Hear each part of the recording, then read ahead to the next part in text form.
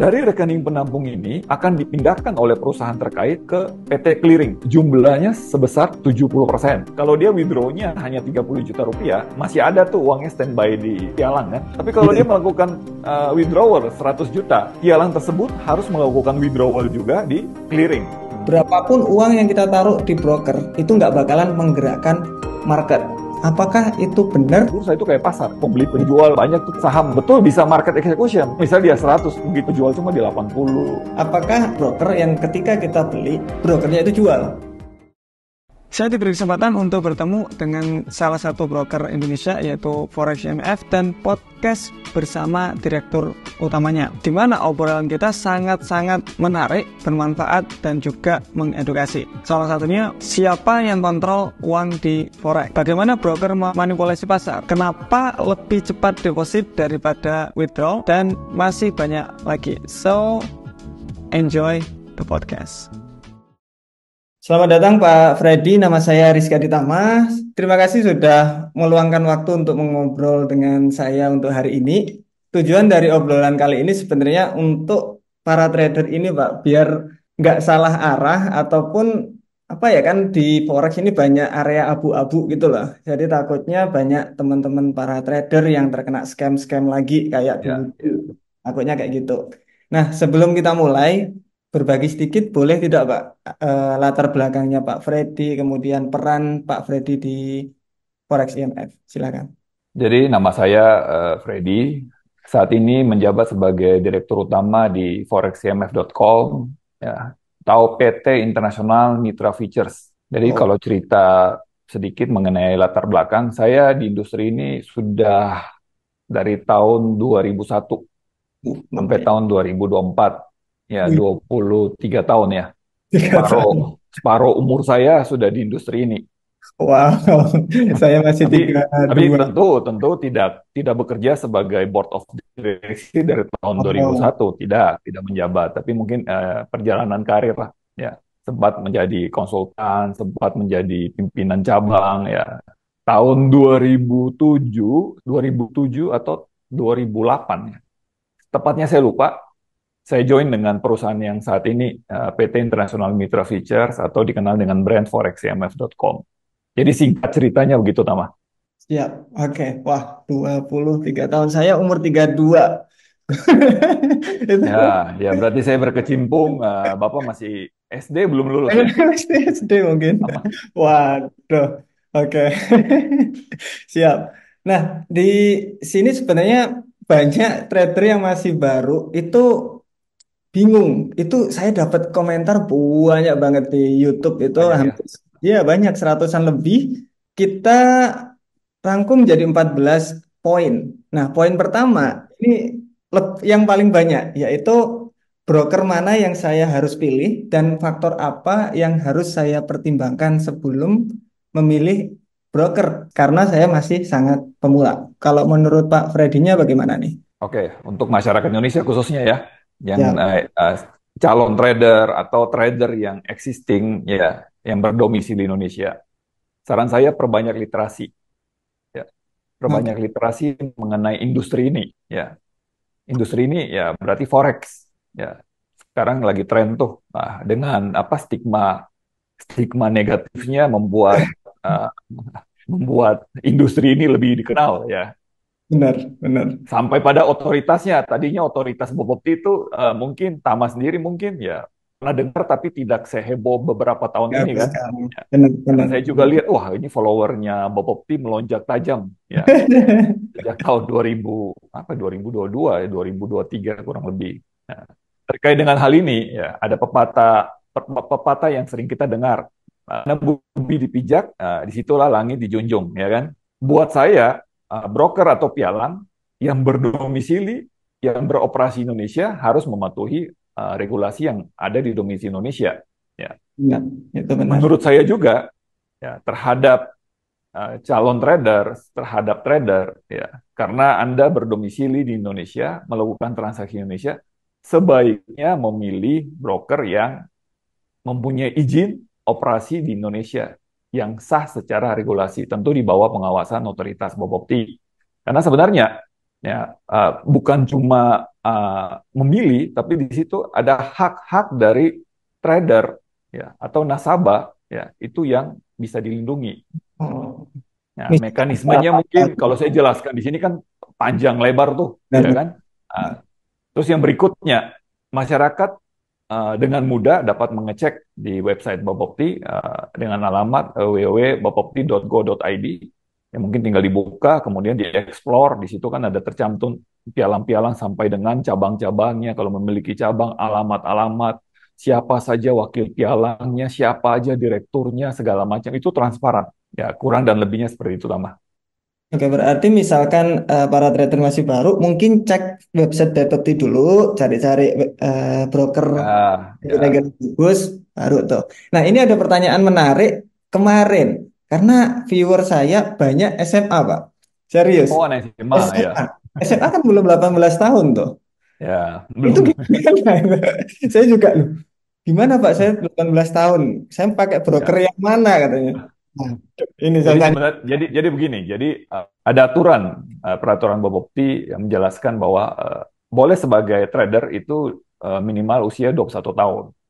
Oh, Tapi oke. dengan adanya Perwa yang baru tahun 2023 bahwa di bawah 21 tahun sudah yang penting sudah memiliki KTP ya. Kalau sudah Ya, memiliki KTP kan boleh tuh buka rekening di bank ya kan. benar, benar, benar. Boleh punya saldo lah, boleh punya ATM, boleh punya apa mobile banking dan sejenisnya lah ya. Itu sudah diperkenankan oleh Bapepti tapi tentu dengan syarat-syarat ya.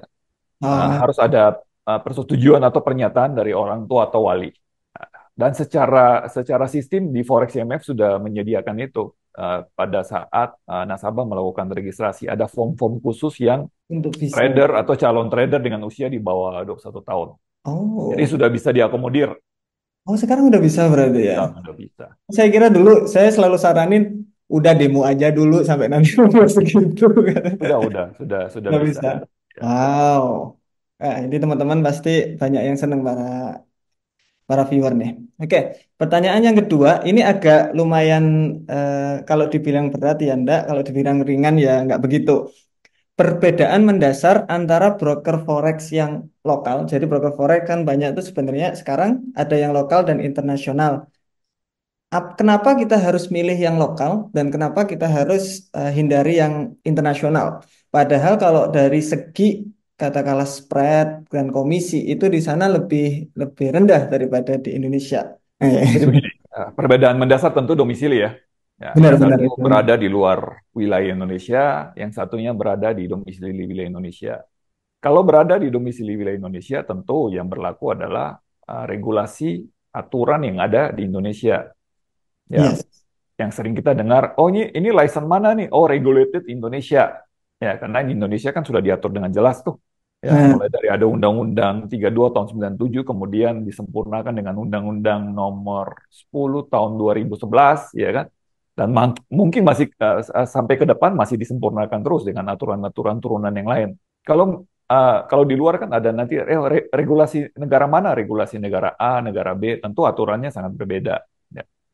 Tadi di depan kan sempat ditanya, kalau saya sarankan, kalau untuk masyarakat Indonesia, karena berdomisili di Indonesia, ber-KTP Indonesia, sebaiknya memilih broker legal. Karena di situ tentu ada kewajiban secara administratif ya, tapi ada hak-hak juga yang dilindungi secara peraturan perundang-undangan. Itu mungkin perbedaan yang sangat mendasar. Tapi kalau misalnya tanya saya mengenai kan spreadnya lebih murah, ya kan? benar.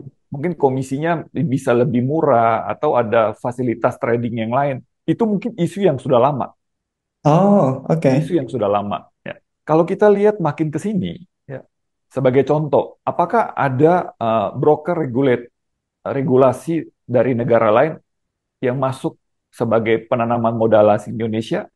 Saat ini ada. Ada beberapa perusahaan itu investornya investor yang berasal dari broker-broker di luar. Oh, Artinya apa? Bahwa dia melihat satu platform, satu payung yang jelas di Indonesia, regulasinya jelas sehingga dia berani untuk melakukan investasi Indonesia. Ini ada kaitan dengan komisi yang lebih murah, pengenaan beban transaksi yang lebih murah. Kalau dia sudah menerapkan di luar dengan murah, saya yakin dia masuk ke Indonesia juga dengan strategi yang sama, ya kan, untuk menggrab market Indonesia. Dan ini memang sudah terbukti. Kemudian dampaknya apa buat broker Indonesia? Kita kan tetap harus bersaing. Ya. Pialang Indonesia harus tetap bersaing. Ya. Sebagai contoh Forex IMF, low commission ada. Ya, dengan hanya cas komisi sebesar $1, nasabah sudah bisa melakukan transaksi per satu lot reguler. Kalau transaksinya 0,01 lot, artinya kan cas komisinya hanya $0,01. Ini nomor satu Ya, benar. ya, kalau kita pakai rate kurang lebih 14 atau 15 ribu itu sama dengan berapa ya? Sama dengan 1000, oh bukan, nggak sampai 1000 lagi ya.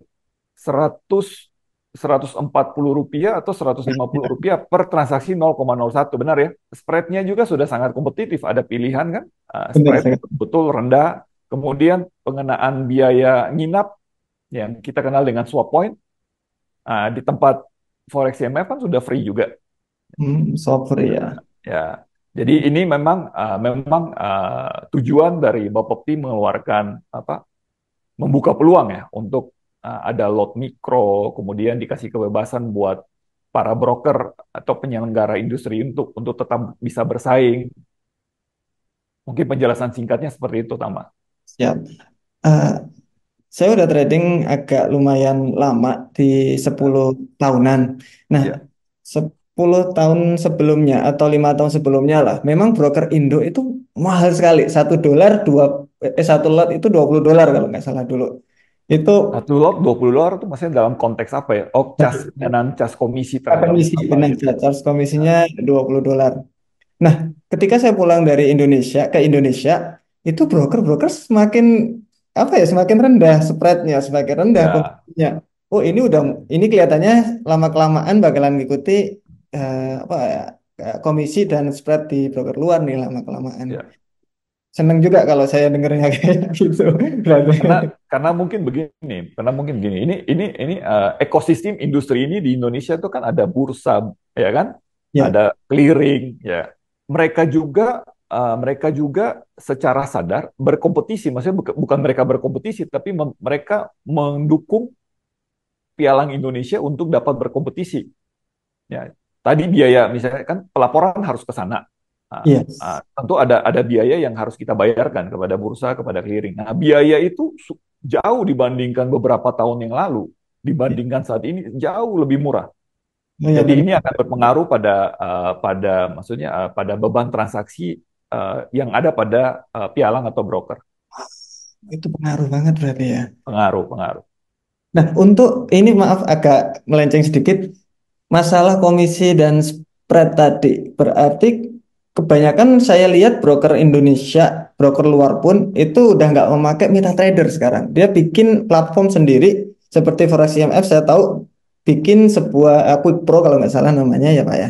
Quick Pro Itu ya, Quick Pro ya ya. Quick Pro itu lumayan keren menurut saya. Ya. Jadi tidak perlu MetaTrader. Kenapa? Kok kok ini mau hilang gitu maksud saya? Itu kenapa? Soalnya banyak broker yang kayak gitu kelihatannya sekarang. Oh, jadi sebenarnya betul, memang memang broker Indonesia kiblatnya kan juga luar, ya. Nah, Tapi kita mengikuti tren, tentu pasti ada reason, ya.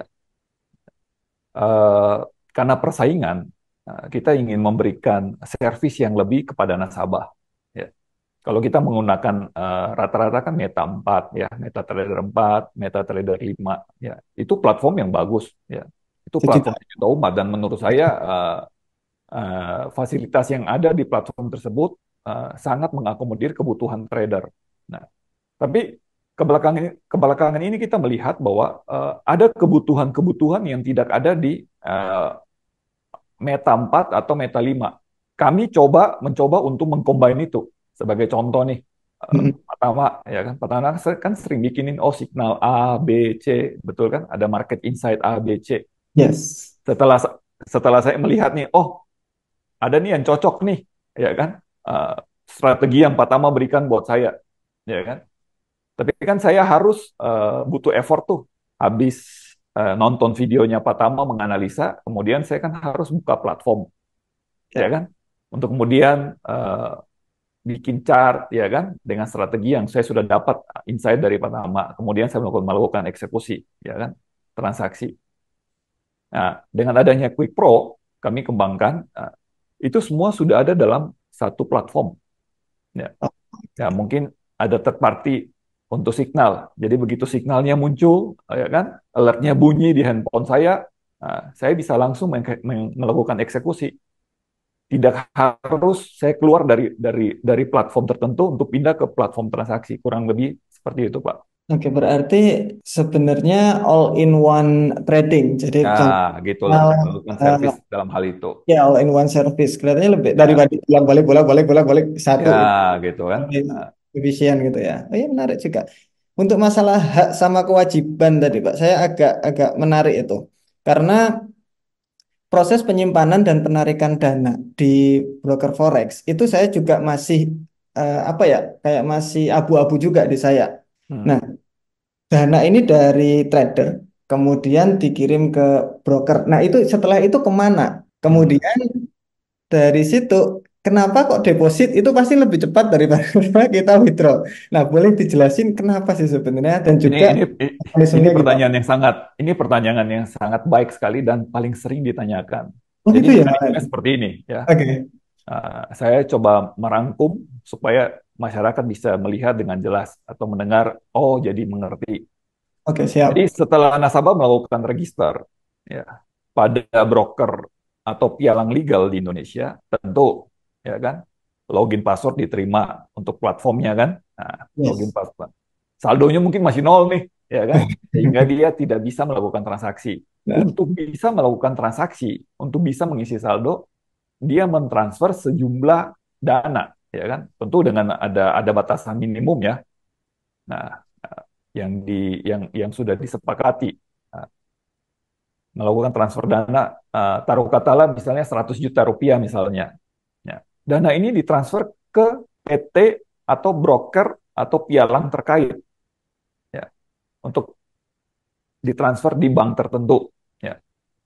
Tentu kan bukan store tunai ke bawa uang ke PT terkait, tapi melakukan transfer atau pemindah bukuan dari rekening banknya nasabah atau rekening nasabah kepada rekening perusahaan di bank tertentu. Di bank ini atas nama perusahaan benar, ya kan? Tapi ini sering kita dengar dengan istilah rekening terpisah. Jadi kenapa pakai istilah rekening terpisah atau segregated account, ya kan? Atau seg account? Itu karena betul-betul dipisah dari rekening operasional perusahaan. Jadi ini hanya sebagai rekening penampung dari margin yang disetorkan oleh nasabah atau dana yang disetorkan nasabah. Oke, Dari maaf, rekening penampung ini, ya saya kan? Ya. misalkan gini, setiap orang berarti mempunyai segregate akun masing-masing. Oh enggak, Oh bukan, enggak? Oh bukan, berarti kayak bukan, gitu bukan, ya? bukan sisi seperti itu. Bukan sama seperti yang ada di industri sebelah atau industri sekuritas, bukan. Oh Jadi oke, oke. rekening atas nama perusahaan, tapi ini rekening terpisah dari operasional perusahaan. Jadi ini hanya sebagai rekening Penampung. penampung. Oke. Ya. Nah, dari rekening penampung ini akan ditransfer atau akan dipindahkan oleh perusahaan terkait ke PT Clearing sebagai lembaga penjamin transaksi di industri ini, PT Clearing. Nah, jumlahnya seberapa besar? Jumlahnya sebesar 70%. Jadi yang tadi kalau 100 juta yang tadi udah masuk, Mm-mm. 70 jutanya akan dipindahkan karena itu angka minimum yang harus dipindahkan ke PT Clearing. Kurang lebih seperti itu. Dan PT Clearing di sini diawasi oleh eh, Bapepti tentunya. Jadi oh, di industri ini penyelenggaraan eh, kegiatan transaksi forex di Indonesia itu melibatkan PT Clearing, bursa berjangka, kemudian ada pialang, kemudian ada pedagang penyelenggara. oke. Jadi yang bermain untuk bertransaksi adalah pialang mewakili nasabah atau trader, kemudian ada pihak pedagang penyelenggara, kemudian di situ juga ada bursa sebagai tempat untuk dilaporkan transaksi, kemudian ada clearing sebagai lembaga penjamin margin. Lembaga penjamin margin ini bukan menjamin pasti profit ya, bukan. Dia Jaga. menjamin bahwa transaksinya Tama yang tadi dilakukan, ya kalau profit akan dibayarkan, ya kan? Kalau loss atau rugi akan Dan terdebit otomatis karena uangnya kan sebagian ada di dia, bukan sebagian lagi sebagian besar. kurang lebih seperti itu. 70% soalnya ya. Ya, 70% ya. Kalau yang 30%-nya berarti untuk Itu aturan, jadi masih ada di rekening terpisah atas nama perusahaan terkait. oh di segregate account tadi ya. Ya, ya, Oh, benar-benar di SEC account-nya. berarti intinya kalau kita mau buy katakanlah itu ngambil dari clearing dulu, clearing jual kemudian kembali lagi clearing, kembali lagi Ya, ke itu kita. ya itu ada mekanisme seperti itu ya, betul. Oh, oh, Jadi jadi ada uang 100 juta. Pakai contoh yang tadi ada uang 100 juta yang hmm. tadi ada di platform nih, ya, ada di platform. Ya, betul-betul eh, nasabah tidak maksudnya tidak bukan tidak mengetahui, setelah ini kan mengetahui ya. Di platformnya transaksinya nasabah kan tidak dipisah bahwa uang yang 100 juta itu oh ada 70 juta di sana, 30 juta di sini kan jadi satu. Kemudian dia lakukan transaksi kan. Hmm, hmm. Mekanisme di balik itu seperti yang saya dijelaskan tadi. Oke, masuk akal itu. Ya. Kan berarti sebenarnya misalkan nih, misalkan brokernya ada apa-apa, misalkan Nah, brokernya langsung tutup, uang masih ada di clearing dong berarti. masih ada di Kita clearing. bisa ngambil atau kita harus lewat broker lagi baru ke clearing. Jadi mekanisme seperti ini. Kalau misalnya yang nasabah melakukan withdraw nih, ya, ini secara logika berpikir yang sederhana. Kalau dia withdraw-nya hanya 30 juta rupiah, berarti kan eh, masih ada tuh uangnya standby di pialang kan, tinggal dia melakukan Nggak eh, usah ke clearing. withdraw Iya, ya kan. benar. Tapi kalau Iya. dia melakukan withdrawal 100 juta utuh 100%, berarti kan pialang tersebut harus melakukan withdrawal juga di clearing Ah, untuk dipindahkan masuk ke rekening terpisah PT, kemudian dilakukanlah transfer balik kepada pemindah bukuan terhadap nasabah yang tadi melakukan withdrawal. berarti lebih aman harusnya ya. Ini banyak para viewer itu Pak sebenarnya kan bertanya atau kemarin itu kayak saya pakai broker Indo apa broker luar. Saya selalu saranin ya pakai broker Indo. Cuma alasannya ini saya hanya alasan regulasi. Nah, Kalau kita udah tahu katakanlah uang kita itu aman di clearing. Ya, itu mungkin teman-teman juga masih bisa berpikir lebih apa ya, lebih oh ternyata lebih aman di Indonesia daripada di luar. Karena kalau di luar kan nggak ada kayak gitunya nanti takutnya kayak gitu. Oke. Terus, kalau terus ini kalau mau bahas lagi mengenai juga ini ada satu poin yang ingin saya boleh, sampaikan. boleh. Jadi Silakan. kalau ditanya aman tidak kalau kami menjadi nasabah atau member dari broker legal Indonesia, ya, mungkin mungkin mungkin akan saya jawab seperti ini, Tama, bahwa pialang atau broker yang mematuhi benar dan baik aturan yang sudah ada atau regulasi yang ada di Indonesia yang diturunkan dengan beberapa aturan turunannya, kemudian diawasi oleh Bapepti, ada bursa, ada clearing, seharusnya menurut saya itu aman. Kemudian eh, mekanismenya mungkin mungkin kalau saya jelaskan secara detail, maksudnya secara detail tuh begini, bahwa eh, tadi ada transfer uang 100 juta kemudian dipindahin dan tetap di rekening pialang 30%, ditransfer ke sana, di clearing, dipindah bukukan 70%, ya kan. Itu dilakukan setiap hari dan satu hari dilakukan beberapa kali. Nah, pasti ditanya, loh, terus dilakukan oleh pialang itu siapa yang tahu? Ada mekanisme pelaporannya, sistem yang sudah disediakan oleh badan pengawas. Jadi misalnya hari ini nih terjadi selisih 0,1%, 0,2%, ya kan? Pialang terkait akan diberitahu secara sistem bahwa seharusnya dana yang ada di clearing harus jumlahnya segini, ya kan? Punya pialang A baru segini, selisih sedikit aja hitungan jam udah ketahuan. Sampai apakah sistem sudah sempurna dengan kemajuan teknologi pasti akan diperbaiki terus, ya kan?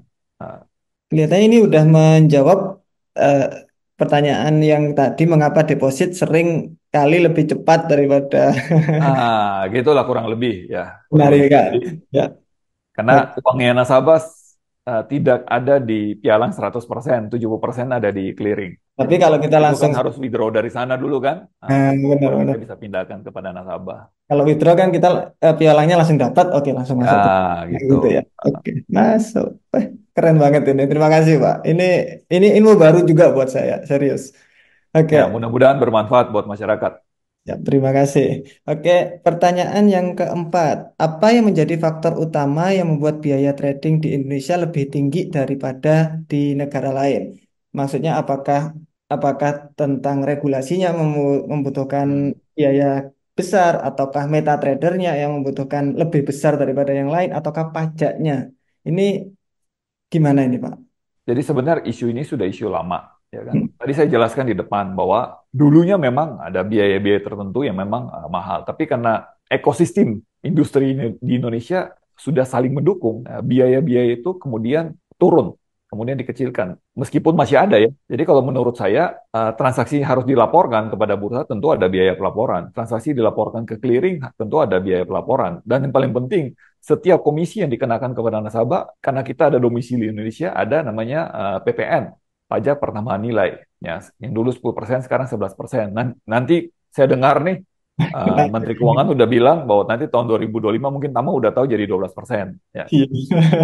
Jadi komisi yang ada di Forex IMF, saya tidak tahu dengan pialang lain atau perusahaan lain, itu sudah include di dalamnya.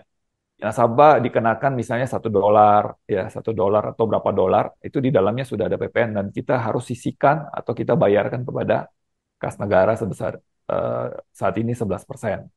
Jadi tentu ada biaya-biaya, tapi biaya-biaya itu menurut saya kita domisili Indonesia, beroperasi dengan regulasi Indonesia, kita harus penuhi itu. Tapi kembali lagi, kalau untuk bersaing, kami tetap komitmen siap bersaing dengan yang broker luar, regulated negara lain, tapi beroperasi Indonesia, ilegal dalam tanda kutip, tidak memiliki izin, kita siap bersaing. Dan mungkin Tama udah tahu, tadi saya jelaskan, spread kita juga kan sudah kompetitif, komisi apalagi, biaya inap atau swipe juga kan sudah sangat kompetitif. Oke, Bro. Lumayan banyak ya memang ya. Kalau kalau kalau saya lihat sendiri memang biaya kan memang udah lumayan bagus tuh dibanding maksudnya dibanding dahulu. Nah, kemudian Ya, kalau dibanding broker luar juga nggak begitu jauh, nggak nggak begitu begitu jauh. jauh ya. Jadi, Bahkan saya ada beberapa kali saya dengan tim coba melakukan pengecekan, bahkan ada beberapa broker luar yang mungkin menurut saya masih lebih mahal dia daripada produk kami di Indonesia. oh, Tentu ada juga yang lebih murah, nggak bisa dipungkiri. benar-benar. Cuma kalau dari semua itu kayak komisi dan lain-lain, intinya kalau tradernya profit, komisi komisi berapapun sebenarnya nggak begitu pengaruh sebenarnya. Ya benar ya. Kan apa ya, nggak begitu jauh juga sebenarnya. Ya. Oke, bagus.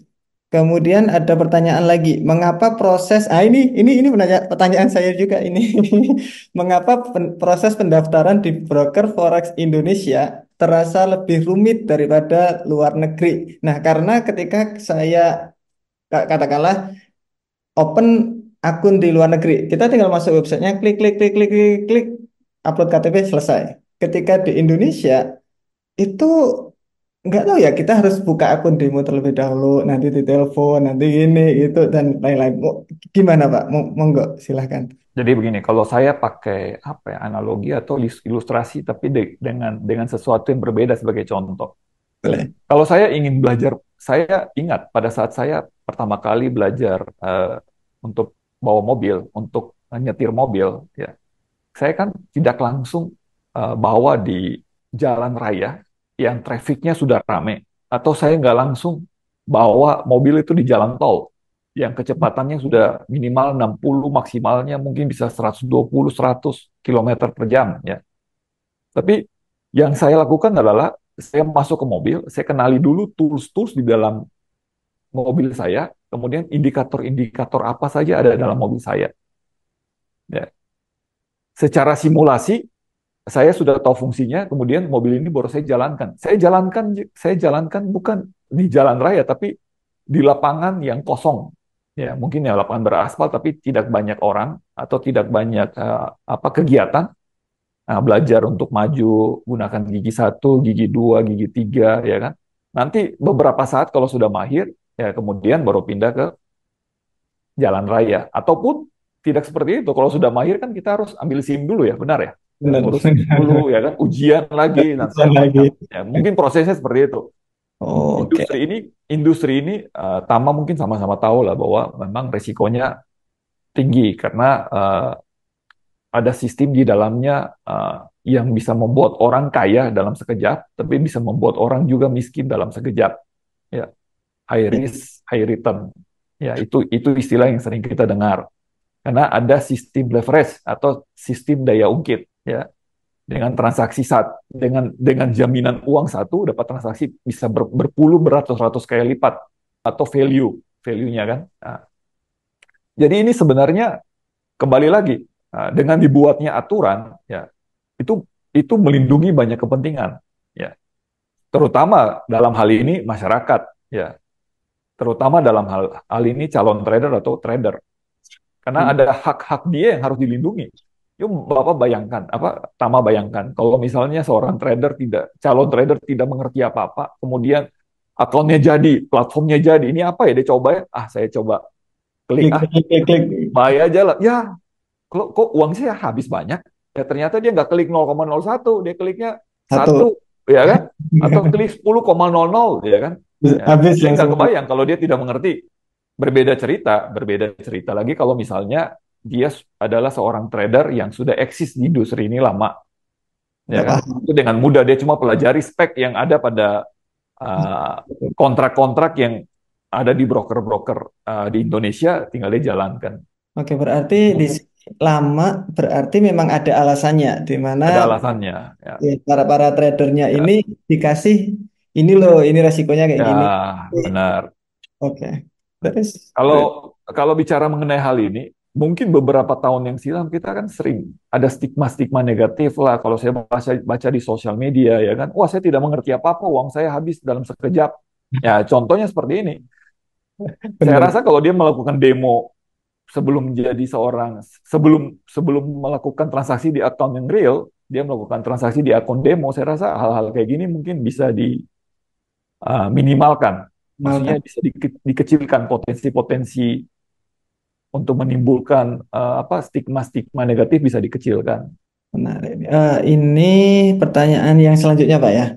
Apakah ada resiko terkait dengan kejujuran broker forex? Bagaimana cara trader menghindari broker yang tidak terpercaya? Karena broker itu kan lumayan banyak sekarang. Kalau kita lihat di Bapepti aja udah banyak sekali. Kita Ya, milihnya yang mana, Pak? Yang memang kan kita nggak tahu. Benar-benar kalau trader pemula kan nggak tahu. Saya mau harus pilih yang mana ini. Nah, apa yang perlu kita cek terlebih dahulu di Bapepti atau di gimana lah untuk kita lihat pertama kali ini broker memang sudah terregulasi, tapi ini baik, bagus atau jujur hmm. atau bagaimana? Boleh, silakan. Jadi jadi begini.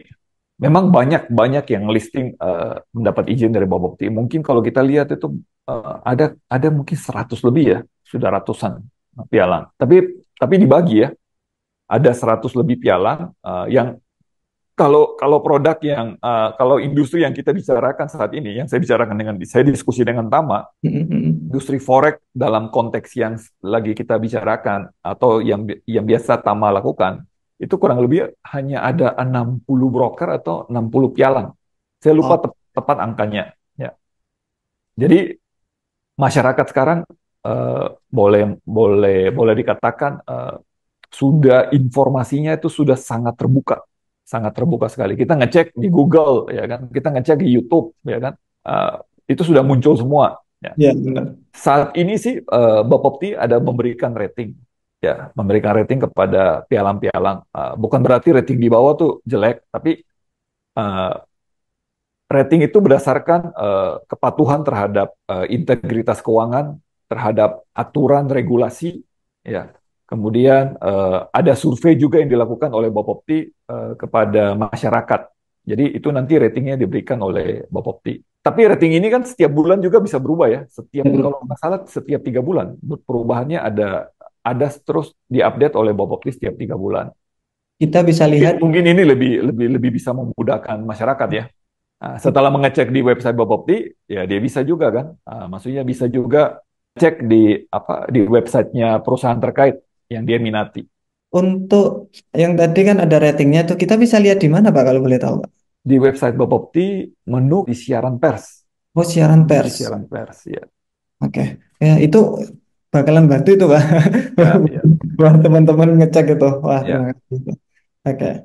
Pertanyaan selanjutnya, di luar sana banyak video yang memang lagi rame sekarang.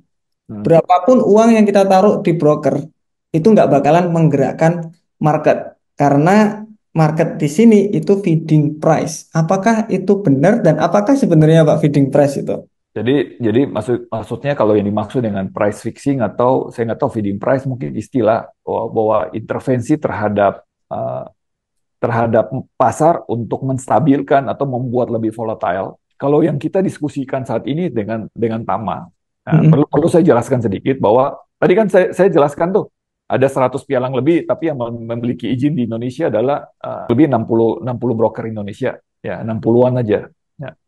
Jadi menurut saya tidak akan berpengaruh terhadap Pergerakan market. pergerakan pasar. Karena kenapa?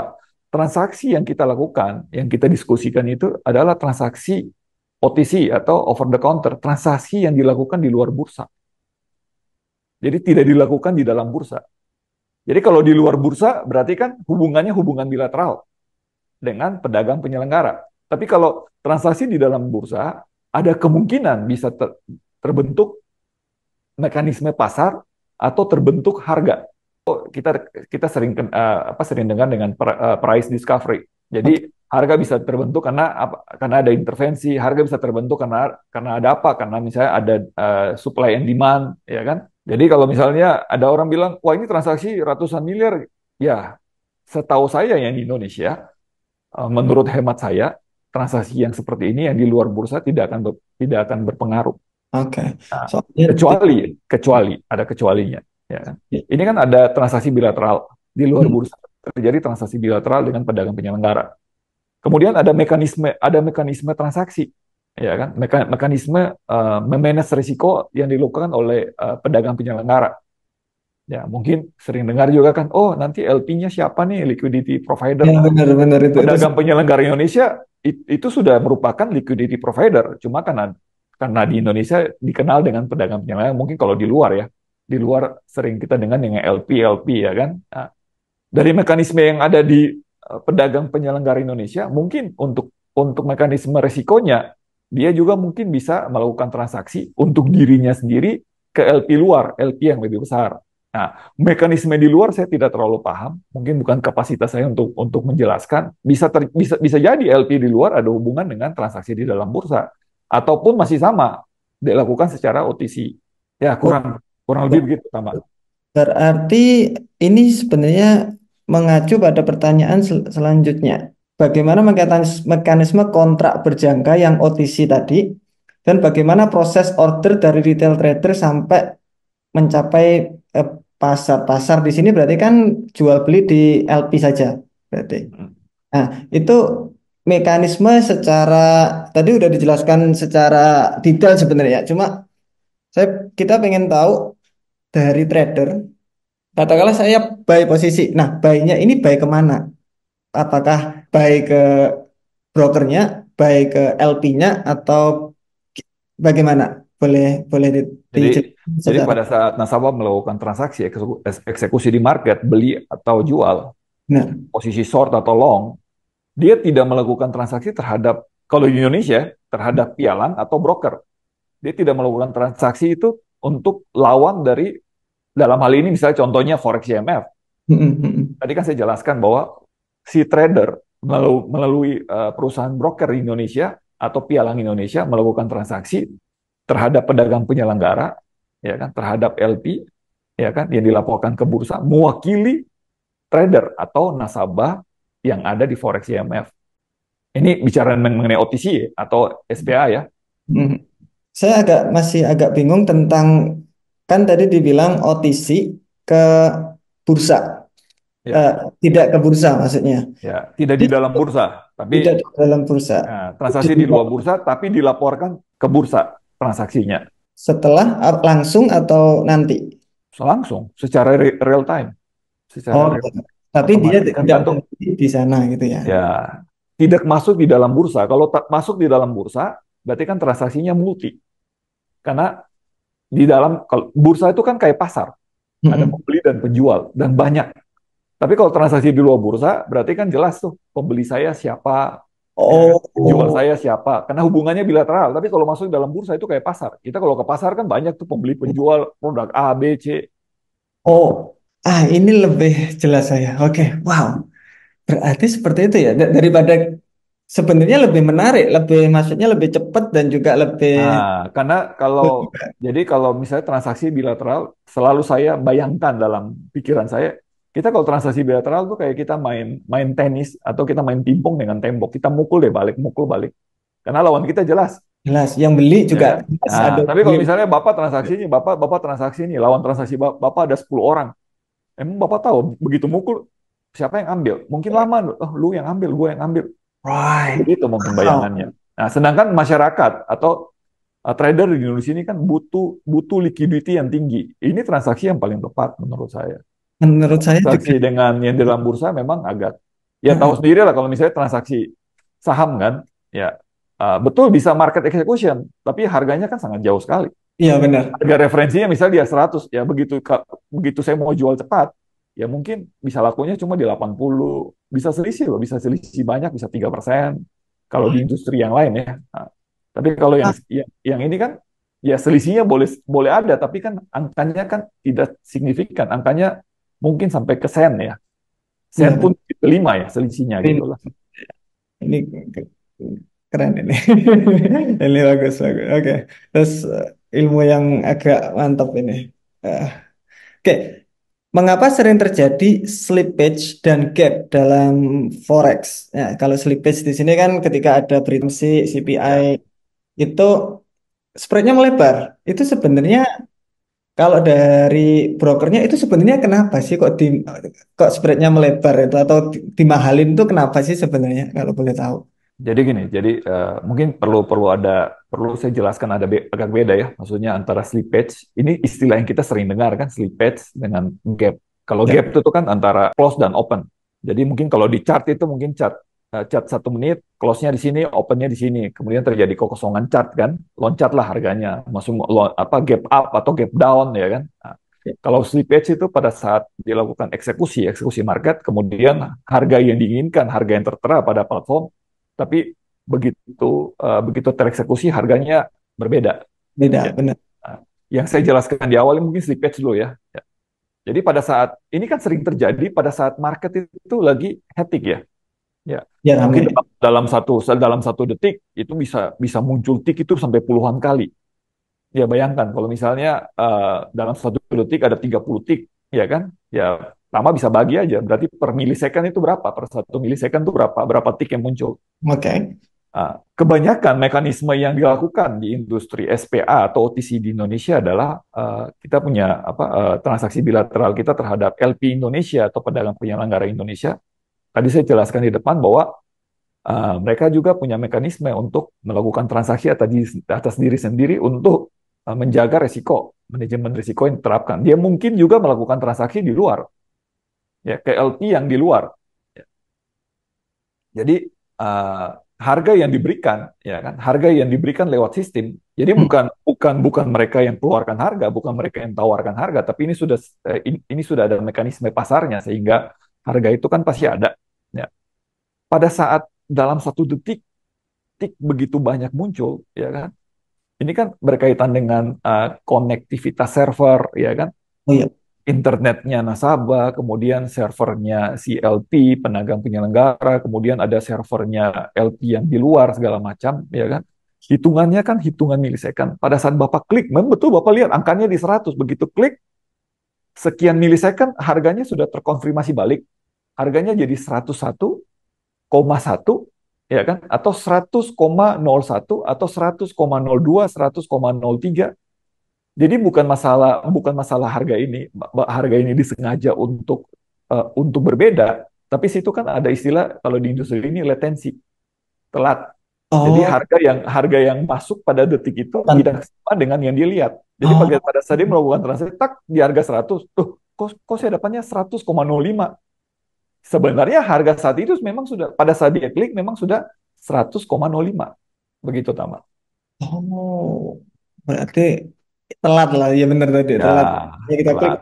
cepet soalnya kalau gerakan. Oh, Telat. Ya.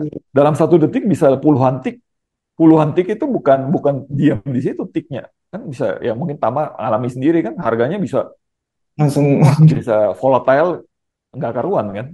Oke. Wah, kemudian untuk gapnya sekarang, Pak. Kalau gap ya itu memang sering terjadi apalagi kalau misalnya close marketnya agak lama ya. Ya Hmm. kalau kita cari indeks saham kan close marketnya agak lama tuh ya kan bisa setengah hari ya. Kemudian close market maksudnya di apa end of day weekly kemudian baru buka di hari Senin ya Dan itu biasanya kan ada gap, butuh ya. berapa berapa itu pasti bisa terjadi gap market itu ya contohnya nih ada peristiwa secara geopolitik di negara tertentu yang berkaitan dengan Amerika saat itu market sudah direspon kita Oh, alami sendiri kan pada saat kita hari Sabtu Minggu juga kan kenapa ya eh, apa rupiah kita diperkirakan melemah di hari Sabtu di hari Minggu karena ada kebijakan politik bla bla bla bla itu kan sentimen pasar. oke. Berarti ketika open market atau hari Senin tiba-tiba ya udah harganya udah drop aja kalau yang Ya, di. gitulah. Terjadi selisih kan antara close dengan open. Oke. Untuk broker nih sekarang, apakah broker juga terlibat dalam trading forex? Katanya ada beberapa broker yang ketika kita beli, brokernya itu jual, jadi hedging mereka. Apakah semua broker seperti itu? Apakah beberapa broker aja? Menurut Pak Freddy gimana ini? Atau di forex yang Jadi apa? kembali lagi sesuai dengan regulasi yang ada di Indonesia, ya pialang resmi dengan izin operasi Indonesia tidak boleh melakukan transaksi untuk dirinya sendiri. Jadi Oh, PT Pialang ini, perusahaan ini melakukan transaksi itu tidak diperkenankan, tidak boleh. Yang hanya diperkenankan adalah pedagang penyelenggara. Dia boleh memanage risikonya dia dengan melakukan transaksi atas dirinya sendiri. untuk pedagang penyelenggara di sini, ini institusi, individu, Institusi, institusi, institusi. institusi besar. Semua diatur, ada aturannya, semua diatur dengan regulasi. Oh, oke. Berarti itu institusi. Kalau perorangan nggak bisa ya, kayak Nggak sam. bisa, nggak Jadi, bisa. oke. Oh, berarti tidak boleh. Sip. Karena di broker teman-teman juga para viewer bilang hati-hati dimanipulasi sama broker. Saya kepikiran broker ini hanya ini aja apa Nah, ngelewat. maksudnya, ya, maksudnya manipulasi itu maksudnya dalam konteks yang seperti apa? Nah, manipulasi di sini ada beberapa. Yang satu, ketika kita entry posisi, itu stop loss kita dikenain, kemudian harga itu naik, itu katanya. Padahal ya juga enggak Oh, juga. jadi terjadi, maksudnya mungkin terjadi perbedaan harga antara broker satu dengan broker yang lain gitu maksudnya. Yes, yes, Saya yes. rasa kalau kalau misalnya perbedaannya begini kan, saya kasih contoh lah. Mungkin pakai pakai pakai yang lebih mudah biar masyarakat bisa paham. Boleh. Kurs dolar terhadap rupiah, Indonesian rupiah IDR terhadap USD atau US dollar. Ya. Kalau Tama pergi ke bank yang satunya, ya kan, bank A di jam yang sama, menit yang sama, kemudian di bank B, Tama kan bisa lihat kursnya apakah sama persis angkanya. Kalau persisnya Sedangkan ya. rate ya tidak kan, sedangkan rate yang dikeluarkan BI berbeda lagi. Oh, Tapi perbedaan itu kan tidak terlalu, maksudnya tidak signifikan secara percentage, ya kan mungkin sekian persen aja, misalnya 0, sekian persen, karena yang berbeda tuh pasti angka di belakang, mungkin belasan rupiah, puluhan, bahkan tidak sampai puluhan rupiah ya, mungkin di bawah 10 rupiah atau belasan rupiah. benar juga itu. Nggak begitu signifikan lah. Ya betul. Nah, kemudian kembali lagi ke broker, kan eh, pedagang penyelenggara punya punya apa ya? Mungkin punya source yang beda-beda kan, yang mengeluarkan harga ya pada platform itu kan mekanismenya ya kan. Yang saya tahu itu ada kontributor, ya kan?